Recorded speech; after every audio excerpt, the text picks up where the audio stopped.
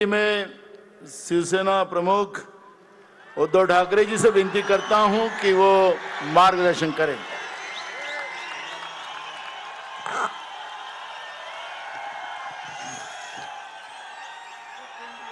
माननीय खरगे साहेब, पवार साहेब, राहुल जी, व्यासपीठावरील सर्वच मान्यवर आणि जमलेल्या माझ्या तमाम देशभक्त देशप्रेमी बांधवांनो, भगिनींनो आणि मातांनो, राहुल जी, तुम्हाला मी खास धन्यवाद देतोय, अभिनंदन करतो, कारण तुम्ही आपल्या भारत जोडो यात्रेची सांगता महाराष्ट्रामध्ये आणि मुंबईमध्ये करत आहात। आणि जसं आता पवार साहेब म्हणाले, हीच ती मुंबई आहे ज्या मुंबईतून महात्मा गांधीजींनी 42 साली इंग्रजांना चले जाओ सांगितलं होतं। आज जी काही हुकुमशाही दिल्लीमध्ये आपल्याला लोकशाही मारण्यासाठी टपलेली आहे, तिला तडीपार करण्यासाठी आपण शिवाजी पार्क निवडलं, त्याच्याबद्दल मी तुम्हाला खास धन्यवाद देतो। खरं पाहिलं तर हा एक फुगा आहे, भाजपा एक फुगा आहे। आणि मला वाईट एका गोष्टीचं वाटतं की या फुग्यामध्ये हवा भरण्याचं काम आम्हीच केलं होतं। संपूर्ण देशात त्यांचे 2 खासदार होते, त्या फुग्यामध्ये आम्ही हवा भरली आणि त्यांच्या आता डोक्यामध्ये हवा गेली। काय त्यांची स्वप्न मला सुद्धा विचारतात, तुमच्या किती सीट्स येतील? त्यांना विचारलं, ते म्हणतात 400 पार। काय फर्निचरचं दुकान आहे? काय खुर्च्या बनवताय म्हणजे काय 400 पार म्हणजे काय फर्निचरचं दुकान करताय? पण ही लढाई तुम्ही पाहिला असाल, आज देशभरातून सगळ्या राज्यातून महत्त्वाचे नेते इथे आलेत। आणि आपल्याला असं वाटत असेल की ही परिस्थिती केवळ महाराष्ट्रामध्ये आहे, तसं नाहीये। काश्मीर पासून कन्याकुमारी पर्यंत ही परिस्थिती सगळी सारखीच आहे। ज्या वेळेला मला आठवतंय की आपण पहिल्या प्रथम इंडिया आघाडीची बैठक घेतली, तेव्हा मोदीजींनी सांगितलं होतं ही विरोधी पक्षांची बैठक आहे।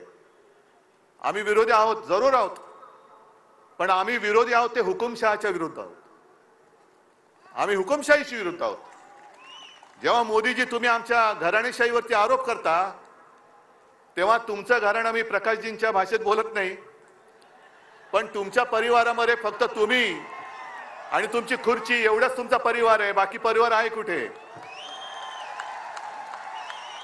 आणि ही जी आपण लढाई लढतोय ती लोकशाही वाचवण्याची आहे, संविधान वाचवण्याची आहे।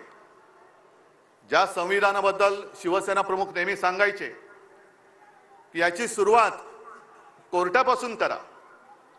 कोर्टामध्ये ज्या वेळेला एखादा साक्ष द्यायला येतो किंवा कोर्टामध्ये एखादा काही स्टेटमेंट द्यायला येतो, तेव्हा जो येतो तो त्याच्या धर्मग्रंथावरती हात ठेवून शपथ घेतो, ते बाजूला करा आणि आपल्या देशाची जी घटना आहे डॉक्टर बाबासाहेब आंबेडकरांनी लिहिलेली, त्या घटनेवर हात ठेवून शपथ घ्या, हे त्या घटनेचं महत्त्व आहे। आणि यांना 400 पार त्याच्यासाठी पाहिजे, हे आता स्पष्ट झालेलं आहे। कारण त्यांचेच एक मंत्री, मला जर मी विसरलो नसेल तर आनंद कुमार हेगडे, तेच बोललेत की आम्हाला घटना बदलायची आहे म्हणून 400 पार करायचंय। तुम्ही किती जण बातम्या वाचता मला कल्पना नाही, पण काल मी एक लोकसत्तामध्ये बातमी वाचली, रशियामध्ये निवडणुका चालल्यात। पुतिन आणि त्यांच्या विरोधात कोण आहे? कोणीच नाहीये। कारण जे विरोधक होते एक तर तुरुंगात आहेत आणि बहुतेक सगळे देशाबाहेर त्यांनी तडीपार करून टाकलेले आहेत। लढायलाच कोणी नाहीये, पण दाखवतात कसं, मी बाबा लोकशाही मानतो, बघा मी निवडणूक घेतली, मला कोण समोर उभंच नाहीये तर मी काय करू? ही अशी सगळी परिस्थिती पाहिल्यानंतर आज आपल्या समोर एक वेळ येऊन ठेपलेली आहे, जे मी नेहमी सांगतो की देश हाच माझा धर्म, आणि देश वाचला तर आम्ही वाचू। आपली ओळख, व्यक्तीची ओळख ही देश असली पाहिजे। देशाची ओळख ही व्यक्ती होता कामा नये। कोणी किती मोठा असला तरी त्याच्यापेक्षा मोठा माझा देश आहे, माझं भारत सरकार, आणि हे जे आता जाहिरात करतायत मोदी सरकार, म्हणजे तुमच्या डोक्यामध्ये काय माझ्या देशाचं नाव बदलण्याचं स्वप्न आहे? हे माझ्या देशाचं नाव आहे. आणि आजपर्यंत आपण अनेक अनुभव घेतले. असं काही वेळेला वाटत होतं की देशासाठी एक मजबूत सरकार पाहिजे, पण आता आपल्याला अनुभवानंतर कळलंय आपलं युतीचं सरकार होतं, अटलजी पंतप्रधान होते, सगळेच त्याच्यामध्ये होते. एनडीए तेव्हा एक छान असं वातावरण होतं. ममता, समता, जयललिता आपण सगळे एकत्र होतो आणि अटलजीने उत्तम प्रकारे आपलं सरकार चालवलं होतं. त्याही वेळेला देशाची परिस्थिती इंडिया शायनिंग, फील गुड असे दिवस होते. मग नरसिंहरावजी आले, त्यांनी चांगलं सरकार चालवलं. मनमोहनजी आले, त्यांनी चांगलं सरकार चालवलं. आणि आता हे जे आलेत 14 पासून एका पक्षाचं सरकार आहे, 14 नंतर 19, 19 नंतर 24, आणि आता ते सांगतात की विरोधी पक्ष 29 मध्ये अडकलाय. पण मी 2047 ची गोष्ट करतोय. कोणी राज्यकर्ता अमरपट्टा घेऊन येत नाही. आणि या देशाच्या जनतेसमोर हुकुमशाही किती मोठा असला तरी ज्या वेळेला सगळे लोक एकवटतात तेव्हा हुकुमशहाचा अंत होतो. आजच वेळ आलेली आहे. आणि हा शिवछत्रपतींचा महाराष्ट्र आहे.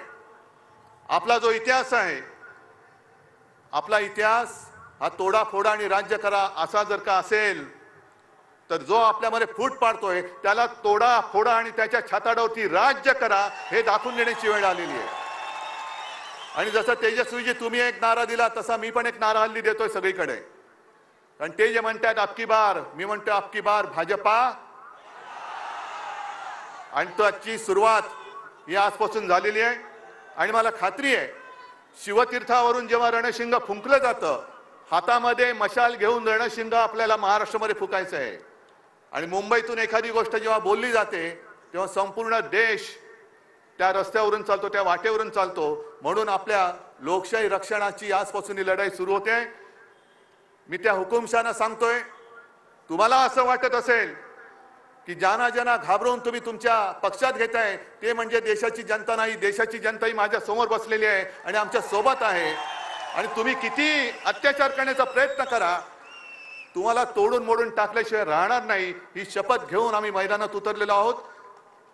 आणि एकच नारा परत घेऊन अबकी बार भाजपा तडीपार, गावागावात जा आणि या हुकुमशाही राजवटीचा अंत करा एवढीच एक विनंती करतो आणि आपली रजा घेतो. जय हिंद, जय महाराष्ट्र. धन्यवाद उद्धवजी.